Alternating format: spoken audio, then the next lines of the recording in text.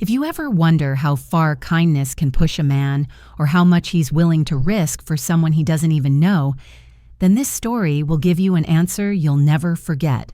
Because on the day everything in Jose Daniel's life collapsed, his job, his home, his dignity, it all started with a single moment. A moment most people would have walked away from. A moment he almost walked away from too. It was close to sunset, that hour of the day where the world seems quiet, heavy and tired. Jose's taxi rolled slowly down a narrow street, the engine coughing like it shared his exhaustion.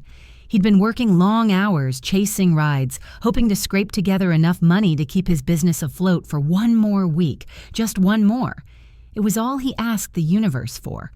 But fate had other plans. Up ahead, by the sidewalk, a young woman stumbled into view as if she had appeared from thin air. She was dressed well, not extravagantly, but neatly, with the kind of elegance that suggested she belonged to a world far above this struggling neighborhood. But her hair was disheveled, her steps uneven, and her eyes were pleading for help.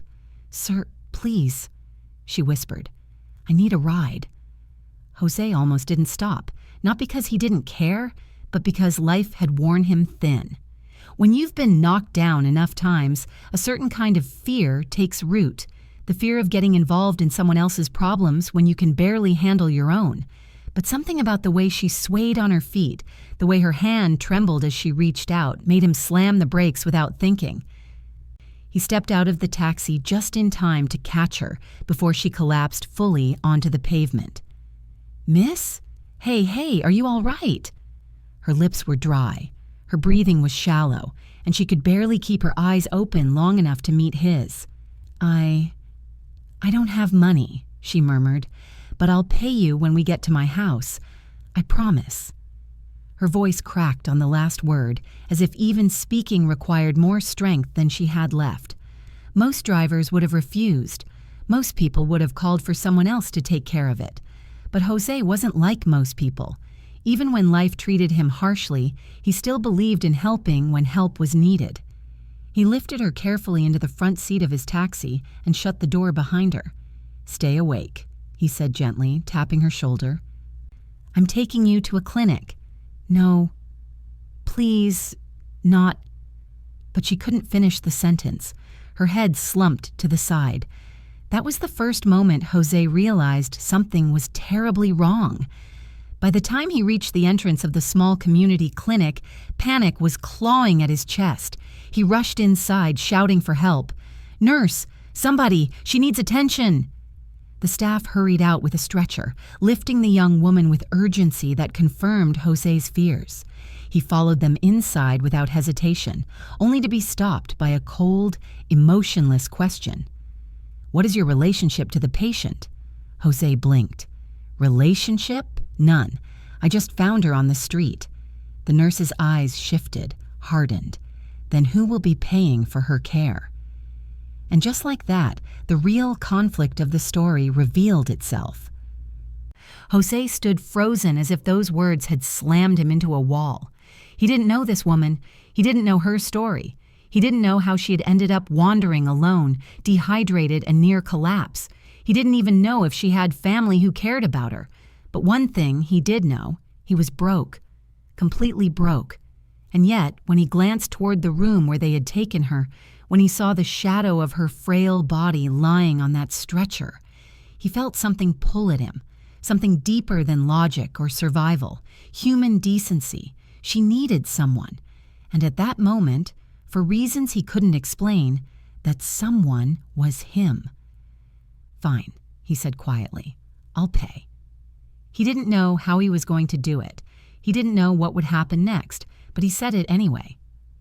That single decision, those 3 simple words, would destroy almost everything he had left, and later, they would give him more than he had ever imagined. As he followed the nurse to complete the paperwork, he didn't know that paying for her care would cost him his taxi, the roof over his head, and the last bit of stability he was clinging to. He didn't know that helping her would push him to the edge of homelessness. He didn't know that compassion could be punished so brutally, but he also didn't know the most important part of all. That the girl he carried into the clinic that evening was not who she seemed.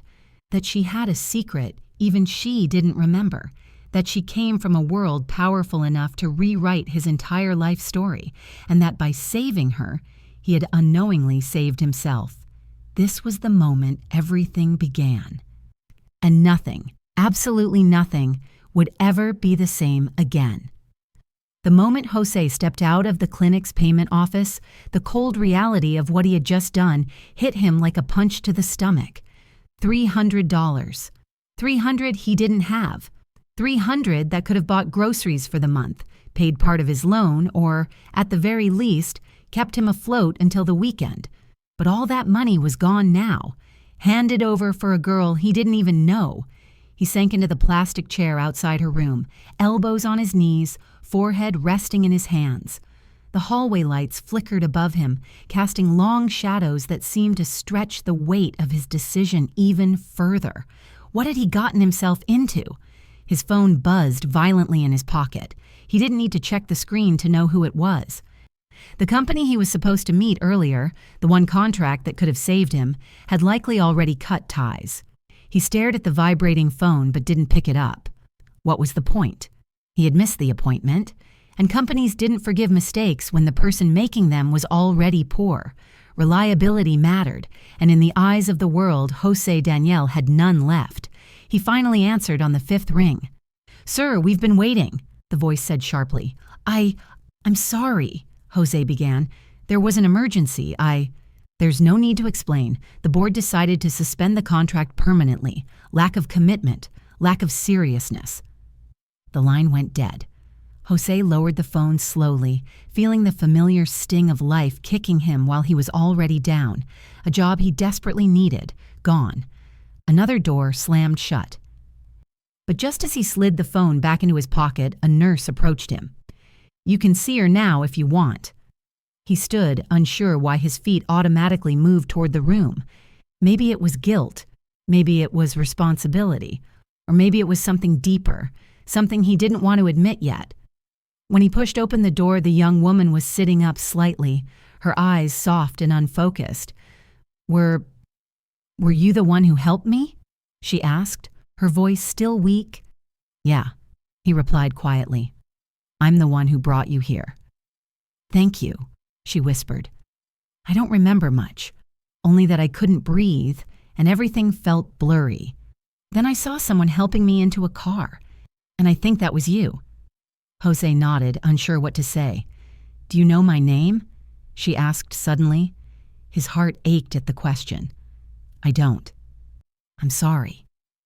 She closed her eyes, frustration tightening her features. "I can't remember anything. I don't know who I am. I don't know where I live.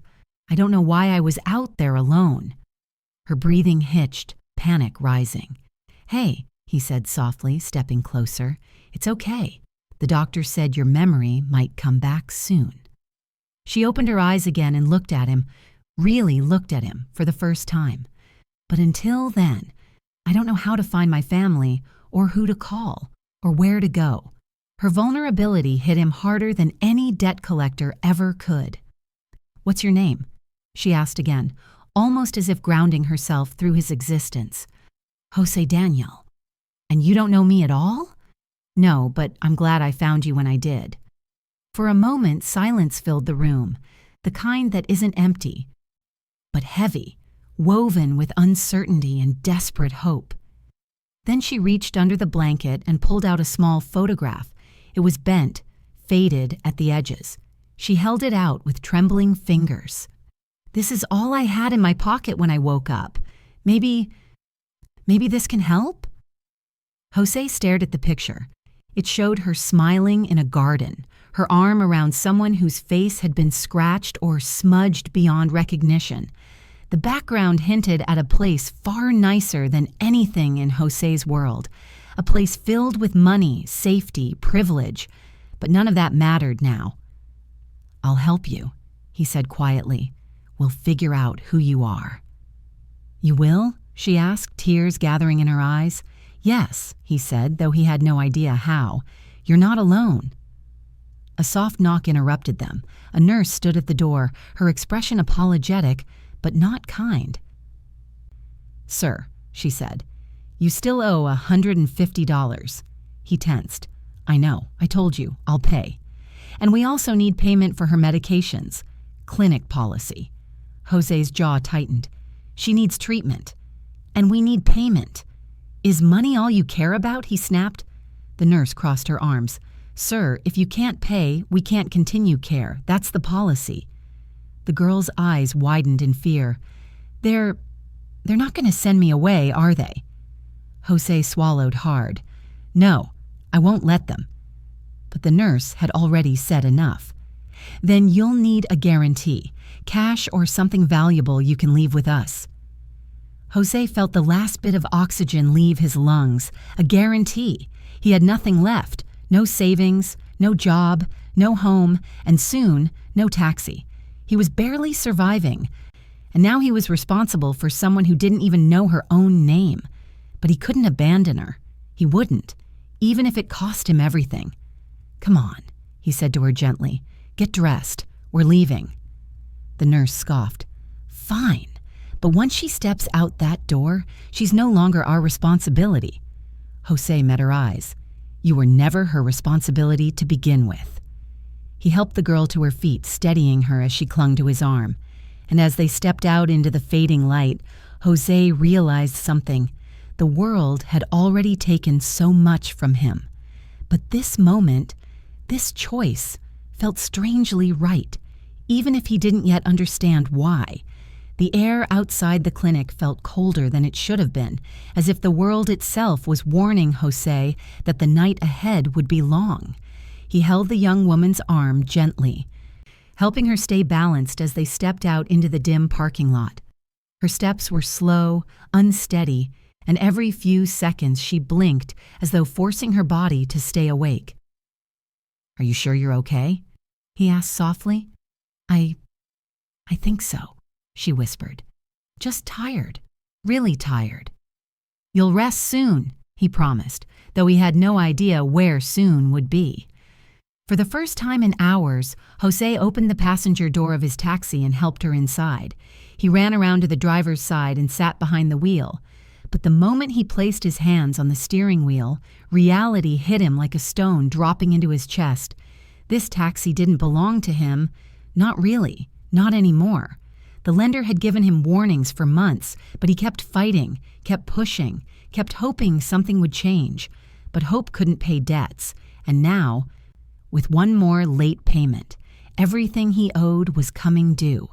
He turned the key and the engine hummed, almost like it was whispering its last goodbye. Where are we going? The girl asked, her voice small. To my room, Jose said, avoiding her eyes. Just for the night. Tomorrow morning we'll go to the police. Maybe they'll know something about you.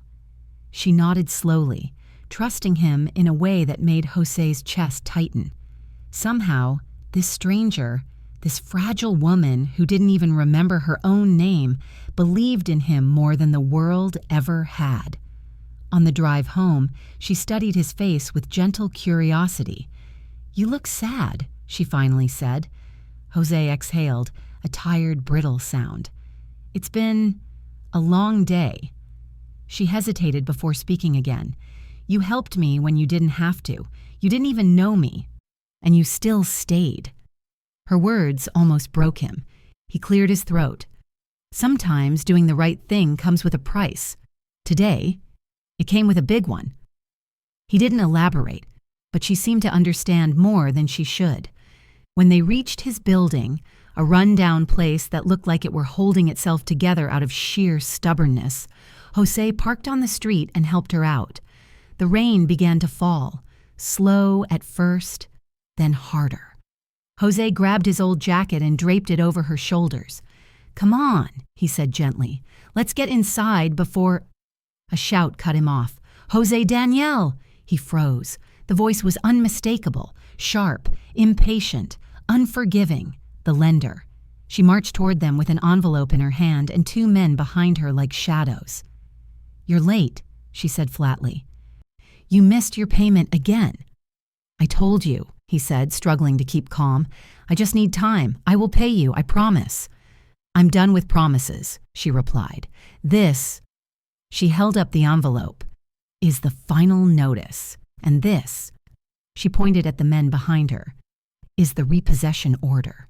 The girl at Jose's side gripped his arm, confused and frightened. "What does that mean?" she whispered. "It means," the lender said, turning toward her with icy irritation, "the taxi is mine again." "That taxi is my job," Jose said, his voice cracking. "It's all I have left." "Not anymore," she snapped. She stretched out her hand. "Keys, now." Jose felt his throat tighten.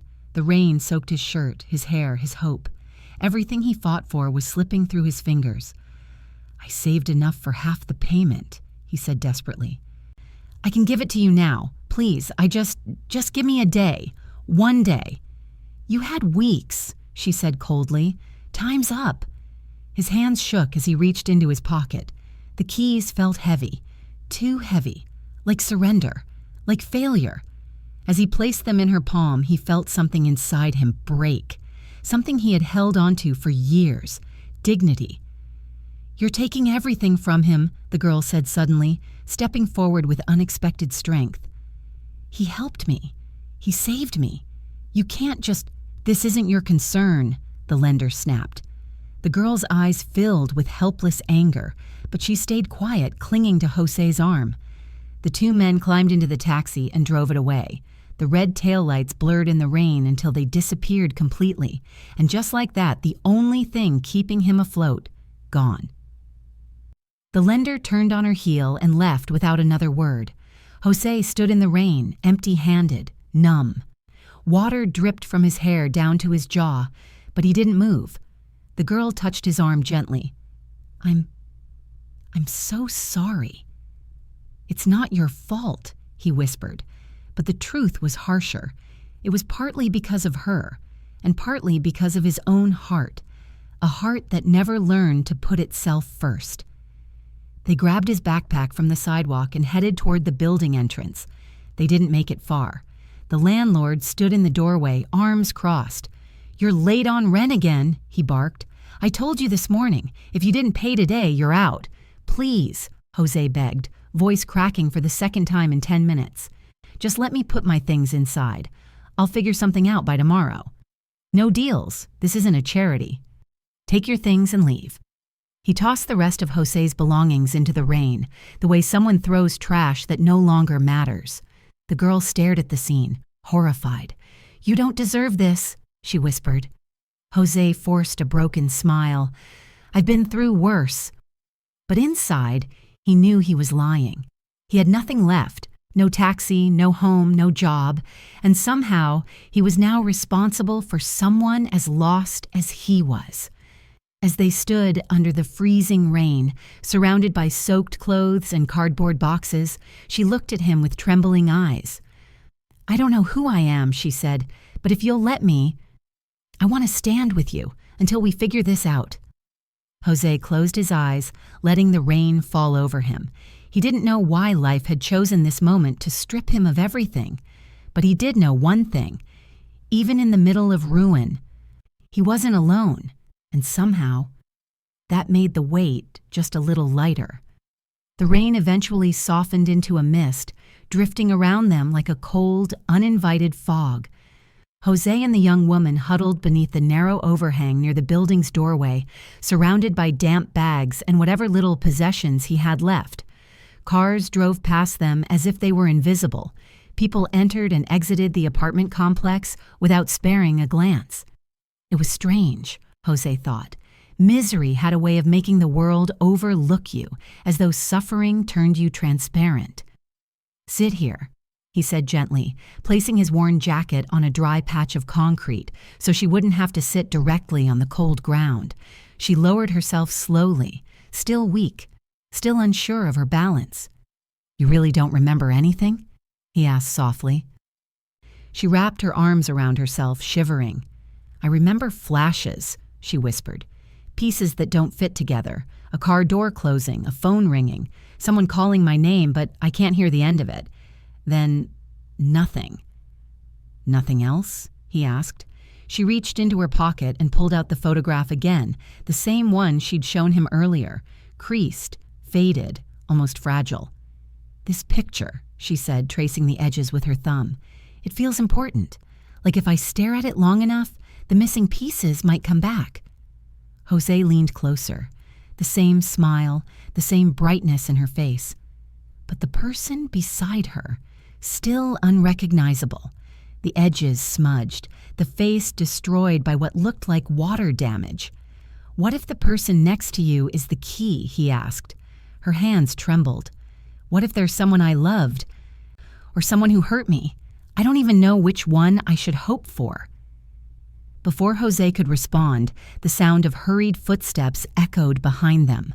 A young woman in a tailored coat approached, her face pale, her eyes wide with disbelief. "Alejandra," she breathed. The girl beside Jose froze. "That name again," she whispered. "Why do people keep calling me that?" The woman rushed forward, kneeling beside her. "It's really you. It's actually you. Thank God. We've been searching everywhere. You disappeared yesterday morning and—" Her voice cracked with emotion. "I thought something terrible had happened." Jose looked between them, stunned. "You know her?" he asked. The woman turned to him, wiping tears from her cheeks. "She's my sister." The girl beside him blinked in confusion. I don't remember you." The sister swallowed hard. "It's okay. You hit your head, or something must have happened. You don't have to force it. We just need to get you checked properly. A private doctor is waiting. We need to take you home." The girl, Alejandra, looked at Jose as though silently asking for permission. It caught him off guard. Why would she need his approval? They had known each other for only a few hours, yet she clung to his presence as though he were the only familiar thing in her world. "Before I go," she said hesitantly, "I need to say goodbye." Her sister frowned. "Goodbye? To whom?" Alejandra turned fully toward Jose now, her expression softening with something he couldn't quite read. Gratitude, maybe. Trust. A connection neither of them understood. "You helped me," she whispered, "when I didn't remember my name, when I didn't even remember how to ask for help. You didn't leave me alone." Jose shifted uncomfortably. He wasn't used to being thanked, especially not in moments when he felt like he was failing in every direction. "I just did what anyone would have done," he murmured. Her sister shook her head sharply. "No, not anyone. People walked past us all day. People ignored the posters, ignored our calls for help. But you—" She looked at Jose with a mixture of respect and disbelief. "You brought her to safety." She reached for her phone. "We should go.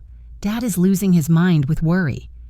Again, Jose felt that same unexplained twist in his stomach. Dad. The family she came from sounded nothing like the life he lived. He had always imagined wealthy families existed in their own bubble, far away from people like him. Alejandra stood, wobbling slightly. Jose instinctively caught her arm. "Careful," he said. Her eyes met his, and for a moment, despite the rain, despite the chaos, despite her lost memories, the world seemed to slow. "I'll come back," she said softly. "I don't know why, but I feel like I owe you more than I can say." "You don't owe me anything," Jose replied, voice rougher than intended. "Just take care of yourself." But deep inside, he felt something else, a strange fear, a strange hope, because part of him wondered if he would ever see her again. Her sister wrapped an arm around her and began leading her away. Jose watched them go, their silhouettes fading into the misty streetlights. He stood there long after they disappeared, letting the rain soak into his clothes, letting the weight of the night settle on his shoulders. And just when he thought things couldn't get heavier, the universe proved him wrong. A familiar voice stepped into the doorway behind him. The landlord. "Jose," he barked, arms crossed. "You're still here? I told you, you're out. I wasn't kidding." Jose closed his eyes. Of course. Why would life give him even a moment to breathe? He collected his things quietly. His torn backpack, his worn-out shoes, the small box with his mother's old photograph, and stepped into the street once more. Homeless, jobless, taxiless, with nothing except a name he barely managed to hold on to. But somewhere in the city, a girl whose identity had been stolen by fate whispered the promise, "I'll come back." He just didn't know yet. That promise was about to change everything. The morning sun rose reluctantly, as if even the sky felt the weight pressing down on Jose's shoulders. He hadn't slept. How could he? He'd spent the night seated on a cold bench near the police station, the last place he could think of that felt even remotely safe. His backpack was tucked under his arm, his last few clothes folded inside, and a thin sweater pulled over his chest to shield himself from the chill he couldn't shake. He kept replaying the events of the previous night in his mind. The repossessed taxi, the rain, the landlord shutting the door in his face, and then her, the girl with no memory, Alejandra, or so he'd heard. He wasn't sure if he'd ever see her again, and truthfully, he wasn't sure if hoping for that was wise. She belonged to a world far above his. Clean clothes, private doctors, a father who could send an entire search team after her, and probably the financial ability to erase the kind of struggles Jose had been born into. But something about her promise, "I'll come back," kept stirring inside him like a flame refusing to die. He rubbed his face tiredly. Right now, hope wasn't a luxury he could afford. He needed a job, a home, something to hold on to. But with his taxi gone, that hope was as thin as the bench he was sleeping on. He was lost in thought when a familiar voice cut through the morning air. "Jose Daniel?" He stiffened. A police officer approached him, not aggressively, but deliberately. "Are you Jose Daniel Fernandez?" the officer asked. Jose nodded slowly. "Yes, officer. Is something wrong?" The officer's expression softened. "You need to come with me." Jose froze. "Did something happen?" The officer hesitated before answering. "Someone is asking for you." His heart jumped unexpectedly. "Her?" he whispered before he could stop himself. The officer didn't respond, but his silence said enough. They walked to the patrol car, and Jose climbed into the back seat, uneasy, uncertain, but unable to deny the flicker of hope burning in his chest. After a short drive, the car pulled into a gated estate, a place so large, so meticulously kept, that Jose blinked as though afraid he was imagining it. High walls surrounded the property, guarded entrances, perfectly trimmed gardens, and a long driveway leading toward a mansion that looked like something out of a magazine. He didn't belong here. He had never belonged anywhere close to here. The officer escorted him through the main doors and into a wide marble hall. Chandeliers glowed overhead, paintings lined the walls, and everything exuded the kind of wealth Jose had only ever seen from the outside of tinted car windows.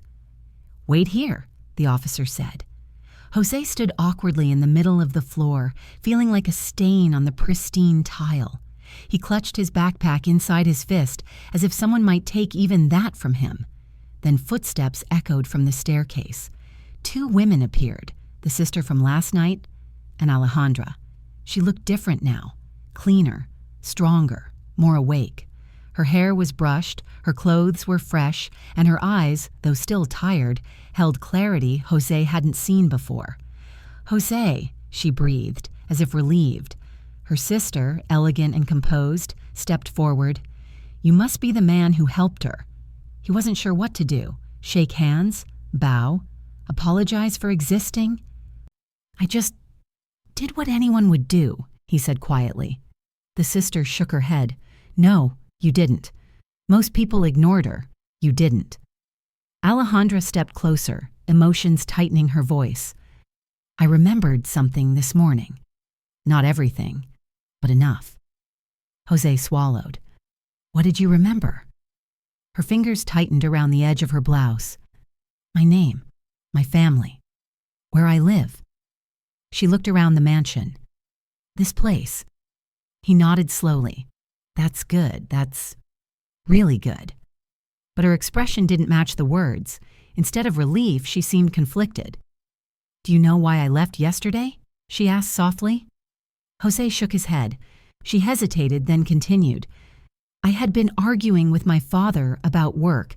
Since my mother passed, I've had pressure, expectations, decisions I wasn't ready to face. I didn't want to burden anyone, so I stepped outside for a breath, and I fainted. She paused, eyes softening. The doctor said it was dehydration and stress. But I think the universe wanted me to cross paths with you. The sister cleared her throat gently. You were missing for 24 hours. Dozens of people searched for you. Every police department had your photo. You were the headline on local news. Jose's eyes widened. All that? For her? She's not just my sister, the woman replied. She's the only daughter of a very powerful man. Alejandra finished with a tired sigh. A man whose world stops when something happens to me. Jose blinked, stunned. He had found her on the sidewalk. No purse, no phone, no ID, just a photo and a failing heartbeat. And now she stood before him. The missing daughter of a wealthy, influential family who could buy anything they desired, except the moment he had given her. Her voice softened. When I opened my eyes yesterday, the first person I saw was you. You didn't walk away. You didn't ask who I was. You didn't ask what I could give you. You simply helped me. The sister nodded in agreement. Not many would have done that. Jose shifted uncomfortably. You don't owe me anything. Alejandra's gaze held his. I owe you more than you think. Before he could respond, voices suddenly rose from the hallway, urgent, angry, demanding. Alejandra, are you all right? Who is this man? Her father had arrived, and the way his footsteps struck the floor told Jose one thing. This story was about to change direction again. The heavy footsteps grew louder, echoing through the marble hall like thunder rolling across a quiet valley. Jose instinctively straightened, clutching the strap of his backpack as though it were armor. The tension in the room thickened, stretching across the space between him and the staircase. Then a tall, imposing man appeared, dressed in a tailored suit that looked more expensive than Jose's monthly rent, back when he even had rent to pay. His expression was carved from equal parts, fear, anger, and authority. This was a man accustomed to control, a man unaccustomed to losing anything, especially a daughter. Alejandra, he called out, his voice booming. Are you all right? Alejandra instinctively stepped slightly behind Jose, as if seeking steady ground. Her father noticed instantly, and his eyes narrowed. Who, he demanded, is this man? The sister stepped forward defensively. Father, this is the man who found her. He's the one who took her to the clinic. But the father barely acknowledged her explanation. His focus was locked entirely on Jose, scanning him from head to toe. The worn shoes, the faded clothes, the exhausted eyes, the backpack hanging from a frayed strap. For a moment, it wasn't even disdain, just pure disbelief. This, he asked, almost incredulous, this man found you, alone? Alejandra stepped forward. Yes, father. He helped me when no one else did. Jose felt his stomach nodding. It was a strange feeling, standing in a place where he clearly didn't belong, in front of a man who didn't even try to hide his judgment. The father exhaled sharply. We need to talk privately, he told his daughters. Then, to Jose, you wait here. Jose didn't move. Sir, he said carefully, I only came because I was told she was asking for me. If you want me to leave, I didn't say you could leave. The father cut him off. I said wait. It wasn't a request. It was an order. The two sisters exchanged worried looks before following their father into a nearby room. The heavy door shut behind them, and suddenly Jose was alone in a palace that felt too big, too polished, too impossible. He could hear muffled voices behind the closed door, raised, tense, emotional. He didn't want to eavesdrop, but the words weren't exactly subtle. You should never have been outside without security. We searched the entire city. Do you know what could have happened? You brought home a stranger? Then a shorter silence, followed by the father's voice, lower now, but edged. You don't know his intentions. Jose swallowed, the words lodging like thorns in his chest. Was the man right? Maybe he was a problem. Maybe his presence here complicated things that didn't belong to him. Maybe he should have walked away last night, before he lost his taxi, before he lost his room, before his whole life unraveled. He closed his eyes. No, he couldn't regret helping her. Even if everything had fallen apart for him afterward, he couldn't take back the moment he lifted her off the street, because humanity wasn't a mistake. The door finally opened. Alejandra stepped out first, her expression soft but troubled. The father followed, his face unreadable. "Jose Daniel," he said, his voice firm but less cold now, "my daughter tells me you were the only reason she made it through the night. For that, you have my gratitude." The world seemed to tilt. Gratitude? From someone like him? But before Jose could respond, the father continued, his tone shifting. "However," he added, "I have to protect my family, and that includes keeping strangers at a safe distance." Alejandra's face tightened. "Father." But he raised a hand gently. "Alejandra, please." He turned back to Jose. "You helped her, and I won't forget that. But your involvement ends here. My daughter needs medical care, rest, and privacy. We have everything she needs. We will take it from here." The words weren't cruel, but they were final, like a door closing. Jose nodded faintly. "I understand, sir." He didn't. Not really. But what else could he say? Alejandra took a small step forward. "I want to talk to him alone." Her father hesitated, then reluctantly stepped back. Jose stood still as she approached him, the soft click of her shoes against marble echoing between them. "I didn't want it to be like this," she whispered. "I wanted you to meet my family under different circumstances, but they're scared. They just got me back, and they don't understand you like I do." "Hey," Jose said gently, "you owe your family your time and your safety. You should be with them." "It's not about that," she said, her voice cracking. "You lost your taxi because of me, your home, your job.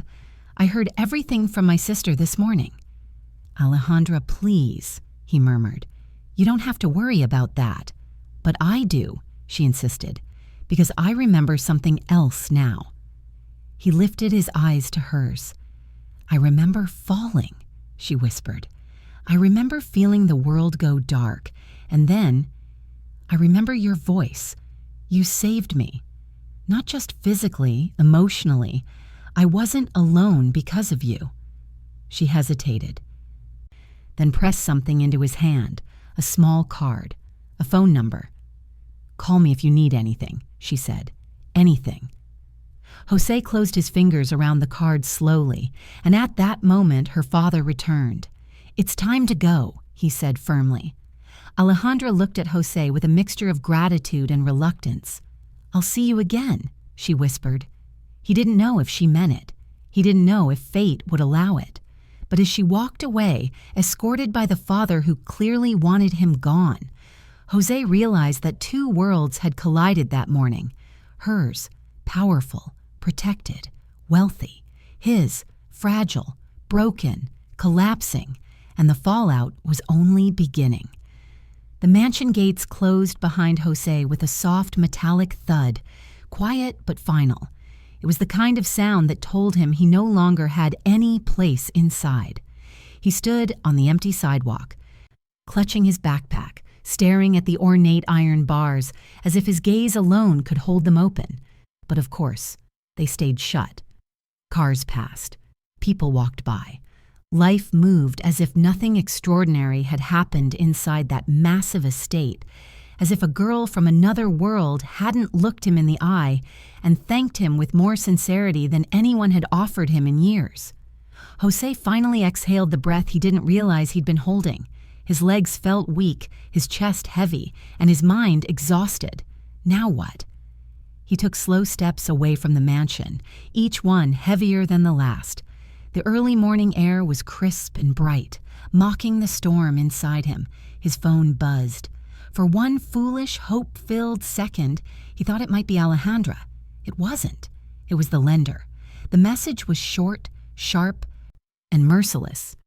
If you try to take the taxi or interfere again, I'll file a theft complaint. This is your last warning. Jose clenched his jaw. He couldn't fight, couldn't defend himself. The law wasn't on his side, and even if it were, he had no money left to plead his case. He was officially, utterly defeated. He wandered aimlessly for hours, walking through streets he once knew so well. These roads had carried him to jobs, to passengers, to late-night calls, to small victories that used to feel like hope. Now each street felt like a reminder of everything he'd lost. Around noon, he dropped onto a bench near a quiet park. Children played in the distance. Couples walked their dogs, and the world continued turning, completely indifferent to the collapse of one man's life. He rubbed his forehead, trying to push away the pounding headache that had been lingering since yesterday. So this was rock bottom. No taxi, no home, no job, no savings, no plan. He reached into his pocket and pulled out the small card Alejandra had given him. Her handwriting was elegant, gentle, almost too kind for a world that had treated him so harshly. He ran his thumb over the numbers. He could call her, tell her the truth, ask for help. But something deep inside him resisted. Pride? Fear? Maybe both. He didn't want to be the man who called her because he needed something. He didn't want her family to look at him as another problem, a burden. He'd seen the judgment in her father's eyes. He didn't want to give the man more reasons to distrust him. So he placed the card back into his pocket and leaned back against the bench, closing his eyes. Minutes passed. Maybe hours. At some point, a shadow appeared beside him. Jose opened his eyes, expecting to see a stranger passing by. But instead, it was the landlord, carrying a plastic bag full of his remaining belongings. "What are you doing here?" Jose asked, startled. "I figured you'd come back for your things eventually," the landlord grumbled. "You left a few items in the hallway. I don't want complaints from other tenants." He shoved the bag into Jose's lap. Jose swallowed his pride. "Can I have a few more days just to figure things out?" The landlord scoffed. "Days won't change the fact you're broke, Jose." The words were harsh, but not inaccurate. "I'm sorry," Jose whispered. "Sorry doesn't pay rent," the landlord snapped. But then, strangely, his tone softened, just a little.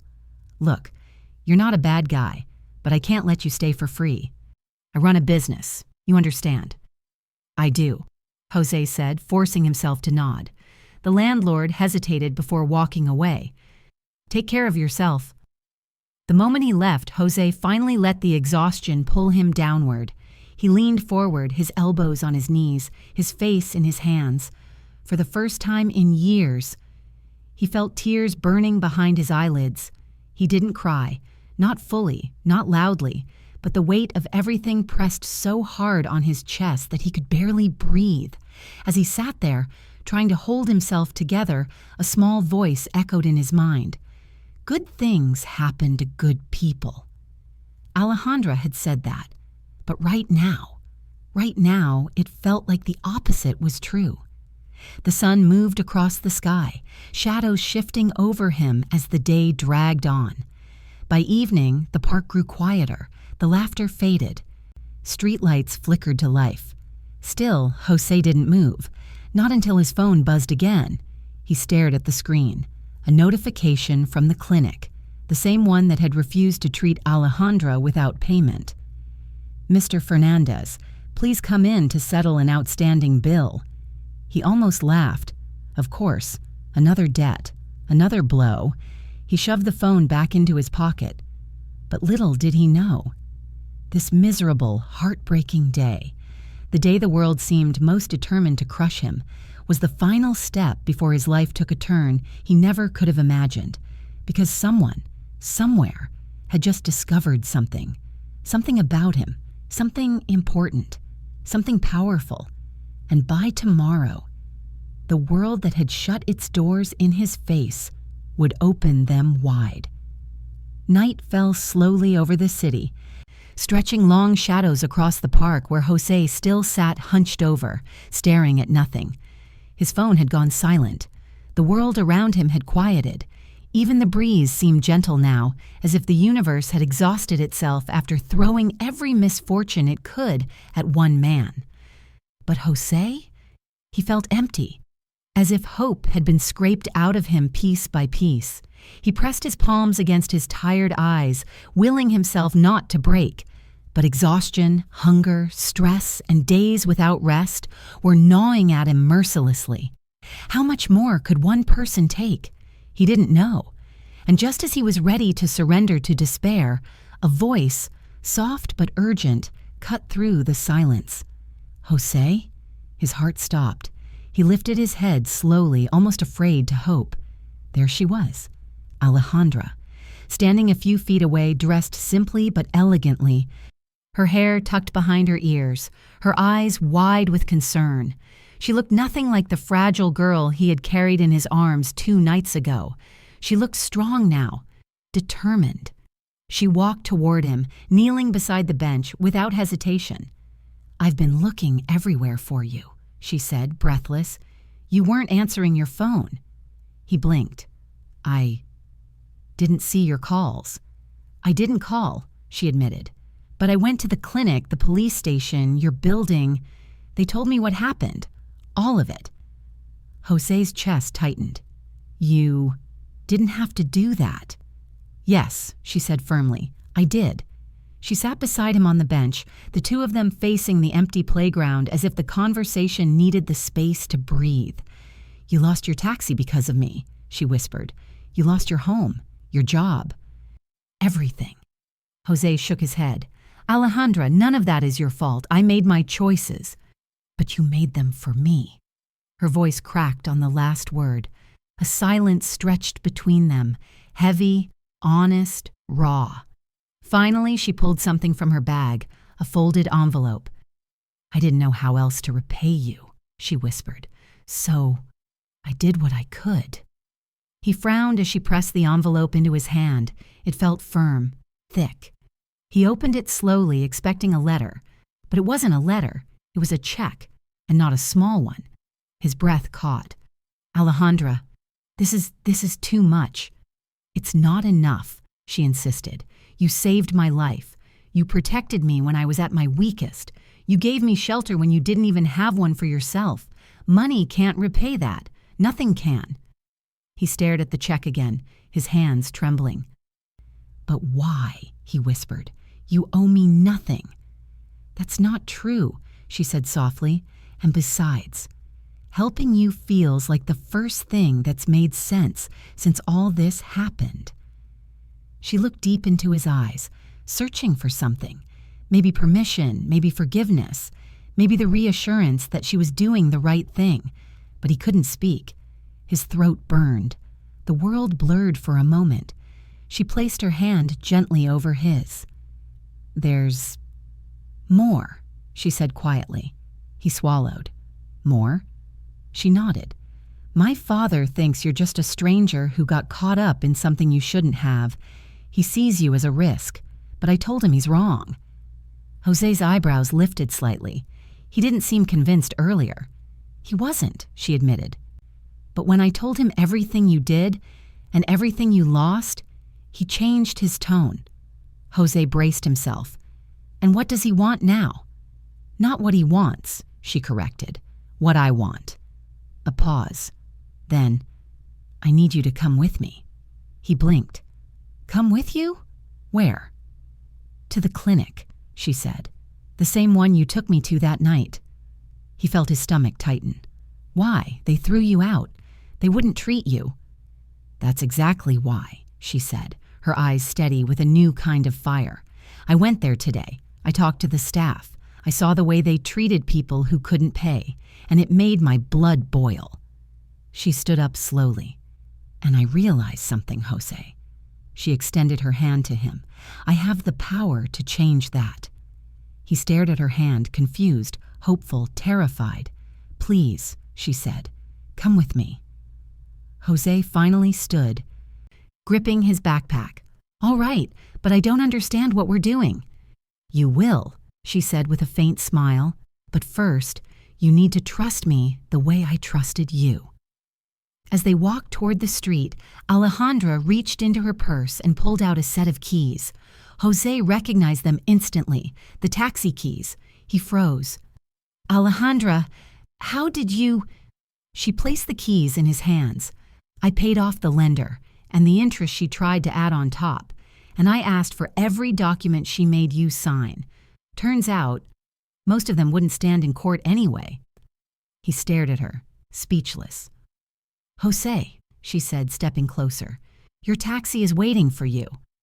He opened his mouth, but no sound came out.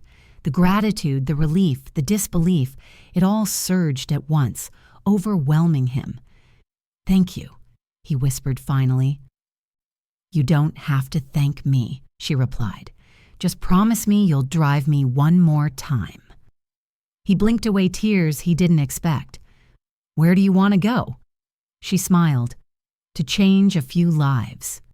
He didn't know what she meant, not yet, but he followed her anyway, and with that first step, his life finally shifted direction, this time not toward loss, but toward destiny. The taxi engine hummed beneath Jose's hands, an old familiar vibration he never thought he'd feel again. He sat behind the wheel in stunned silence, gripping it as though it might vanish if he blinked too long. The scent of worn vinyl, the faint rattle of the glove compartment, the steady rhythm of the engine. Everything felt like a memory he'd mourned just hours earlier. But now it was his again. "It still runs beautifully," Alejandra said from the back seat, watching him through the rearview mirror. "Almost like it was waiting for you." Jose swallowed the lump in his throat. "I don't know how to thank you." "You don't have to," she said gently. "You and we're connected in ways you don't even realize yet." He didn't understand that, not fully, but he didn't question it, not tonight. They drove through the city in silence until Alejandra pointed at a familiar-looking building ahead. "Stop here." Jose's heart sank a little when he recognized it. The clinic. The very place that had refused to treat her. The place that demanded money before humanity. The place that pushed them both out into the night. "Are you sure?" Jose asked, turning toward her. "You don't owe them anything." "That's exactly why I'm here," she said, opening the door. "They need to learn that." Her steps were steady, confident, almost regal as she walked toward the entrance. Jose followed behind her, not because she asked, but because something inside him told him this moment was bigger than both of them. The automatic doors slid open. Two receptionists stood behind the counter, flipping through paperwork with the same indifferent expressions from that night. When they looked up and saw Alejandra, their faces changed. Confusion, recognition, worry. One of them straightened quickly. "Miss, But Alejandra lifted a single hand, silencing her. "Is your manager here?" she asked calmly. The receptionist nodded and scurried away. Within seconds, the clinic director, an older man with nervous eyes, hurried out from his office. "Miss, welcome," he said with a strained smile. "We weren't expecting—" "I know," she said. "I imagine you weren't expecting a lot of things." He blinked nervously. "Is there something we can help you with?" "Yes," she said. "The truth." Everyone fell silent. Jose stood behind her, unsure whether he belonged in this room, but Alejandra's presence gave him strength he didn't know he had. She turned to the receptionist first. "2 nights ago, this man brought me here," she said, gesturing toward Jose. "I was unconscious, barely breathing, and instead of treating me, you demanded money." The receptionists exchanged terrified glances. The director cleared his throat. "Our policy is—" "Your policy?" Alejandra interrupted. "Your policy nearly cost me my life." Her voice didn't rise. It didn't need to. It carried authority sharper than any shout. And not just that, she continued. When he couldn't pay, you pushed us out, into the dark, into the street, with no concern whether I would survive the night. The director wiped sweat from his brow. Miss, we truly didn't know who you were. That's the problem, she snapped. You shouldn't treat people well because of who they are. You should treat them well because they are human. Silence, heavy, unavoidable. Then she reached into her purse and pulled out a thick folder. I bought this clinic this morning. The director's jaw dropped. The receptionist gasped. Even Jose blinked, unable to hide his shock. Alejandra stepped forward, placing the folder on the counter with precise, deliberate force. I'm the new owner, she said, her tone firm but heartbreakingly calm, and things are going to change. The director opened the folder with trembling hands. There was no denying it. It was official, signed, sealed. Done. Alejandra turned to the staff. From this moment on, no one, absolutely no one, gets turned away because they don't have money. The receptionist nodded frantically. And anyone who violates that rule, she continued, will be dismissed immediately. Of course, the director stammered. Of course, Miss. Good, because the first thing you need to do is apologize. The room stiffened. She stepped aside so Jose was clearly visible. Him, she said. Jose felt the air shift. All eyes turned to him. The man who'd slept on a bench last night. The man who'd lost everything in one cruel chain of events. The man who had only wanted to help. The receptionist swallowed hard. Sir, I'm so sorry. I misjudged you. I was wrong. The other receptionist followed. We are deeply sorry, truly. The director bowed his head. We apologize for failing you. Jose didn't know what to say. He wasn't used to apologies. He was used to blame, to loss, to being invisible. But not today. Not anymore. Alejandra stepped beside him and spoke not to them, but to the entire room. He's not a doctor, she said. He's not wealthy, but he understood the value of a life better than all of you. Her gaze softened.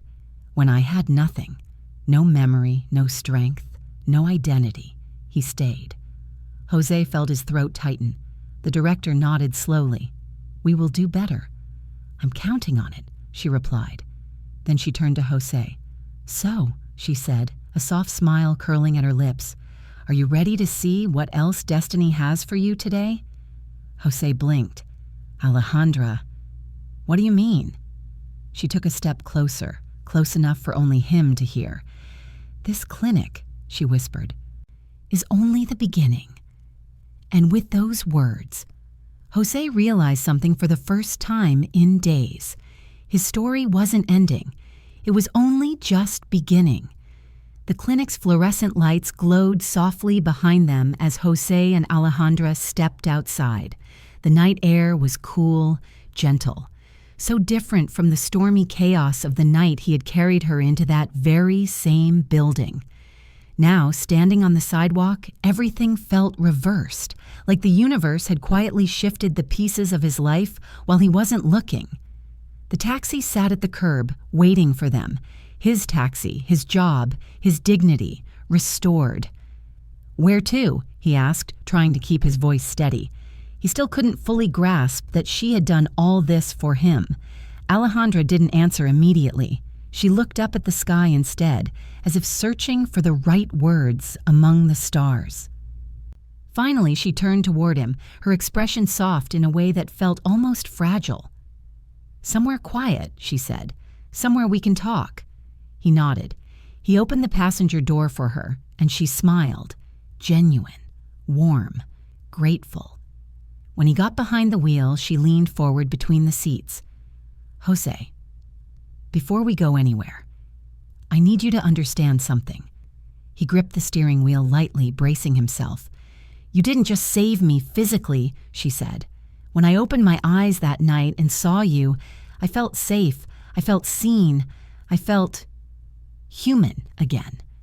He swallowed hard, unsure how to respond. No one had said something like that to him before. She continued, her voice steady but emotional. People in my world. They see me as someone to protect, someone to guard, someone to make decisions for. But you saw me as a person. Not a name, not a responsibility, just me. Jose looked down at his hands. You're giving me too much credit, he said quietly. No, she whispered. I'm giving you exactly the credit you deserve. Silence settled between them, not awkward, but full of meaning waiting to take shape. He finally shifted into gear and pulled away from the curb. They drove through the quiet city streets until Alejandra tapped the glass gently. Here. She had chosen a small lookout above the river, a quiet viewpoint where streetlights reflected in the water like a trembling trail of gold. The city hummed distantly, leaving them wrapped in a peaceful stillness. They stepped out of the car and walked to the railing. For a moment, neither spoke.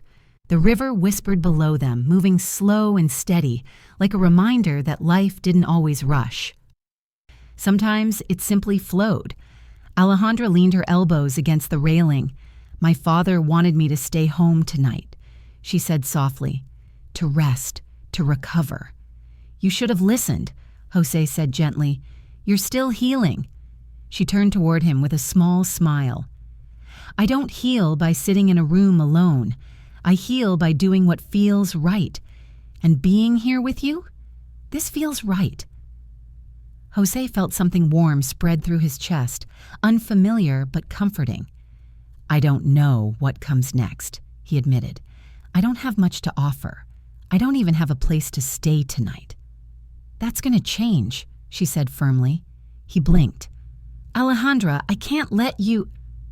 She placed a hand on his arm, stopping his words. You didn't let me walk alone when you had nothing. Don't ask me to walk away from you now that I have everything. He didn't know how to respond. Every instinct told him he didn't belong in her world, but the way she looked at him, the sincerity in her eyes, made it impossible to deny the connection between them. She let out a soft breath. You know, when I first woke up and couldn't remember my name, the only thing that kept me from panicking was the sound of your voice. You kept me grounded. You stayed calm even when your whole life was falling apart. He shook his head. I wasn't calm. I was terrified. Maybe, she said with a gentle shrug, but you didn't show it, and that made all the difference. They fell silent again, listening to the river. The city lights shimmered, reflecting faintly on their faces. Then, in a quieter voice, she added, Jose, I want to help rebuild your life. He hesitated. I can't ask you to do that. You're not asking, she replied. I'm offering. He looked at her, really looked at her. The woman who had gone through her own storm, who had lost her memory, her safety, and her place in the world for a moment, only to return stronger, kinder, and more determined than before. She wasn't helping him out of pity. She was helping him because she believed in him. Okay, he said finally, his voice barely more than a breath. Then let's rebuild it, together. She smiled, and it was a smile that reached her eyes, bright, hopeful, real. Good, she said softly, because I already have a few ideas. He raised an eyebrow. Should I be worried? Probably, she teased. They shared a quiet laugh, light, unforced, the kind of laugh that felt like the first hint of sunshine after a long storm. Come on, she said, nudging him gently. Drive me home. He unlocked the taxi door for her again, but before she got in, she paused. One more thing, she said, turning toward him. I meant what I said in the clinic. He frowned slightly. About what? Her eyes softened, glowing beneath the streetlight. That night, when everyone else turned their back on me, you gave me hope, and I don't ever want you to forget that. He didn't know what to say, so he simply nodded. She smiled, slipped into the passenger seat, and closed the door softly. Jose walked around the car, heart steady for the first time in days. As he started the engine, she leaned back in her seat, eyes shining. Don't drive too fast, she whispered playfully. I want this ride to last. He smiled. With you, he said, Every ride will. And with that, they drove off into the night, two lives intertwined by fate, healed by kindness, and bound by a story neither of them had seen coming. A story that began with a stranger collapsing on a sidewalk and ended with hope becoming real.